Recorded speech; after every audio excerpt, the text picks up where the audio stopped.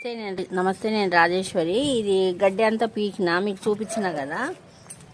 ఇంకా కొంచెం మిగిలిందండి అటు పక్క, అక్కడ కొంచెం ఇక్కడ ఉంది, ఇక్కడ ఉంది. అది కూడా తీసేస్తా. చూడండి కాయలు చూడండి కుళ్ళిపోయినాయి, చూసినా వచ్చేసినాయి, చూసినా కుళ్ళిపోయినాయి కాయలు. ఇంకా వేస్ట్ అన్నట్టు ఇది. అవి కొంచెం నిలబడ్డాయి, మళ్ళీ ఎందుకు పాడైపోయిందో ఏమో.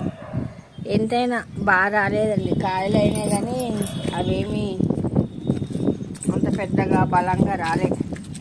ఆ గడ్డి మూలానే రాలేదండి. ఇవైతే కొంచెం బాగానే ఉన్నాయి, బయటికి ఇది మట్టుకుపోయినాయి.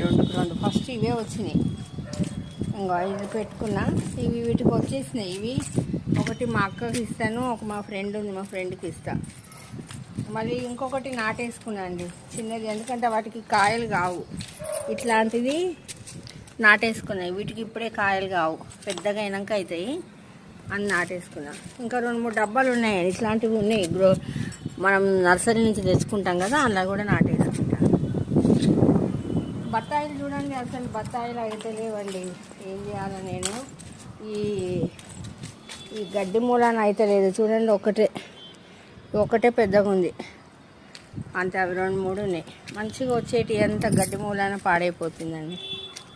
సరే అండి, నా వీడియో నచ్చితే లైక్ చేయండి, షేర్ చేయండి, సబ్స్క్రైబ్ కూడా చేసుకోండి. ఓం శ్రీ మాత్రే నమః.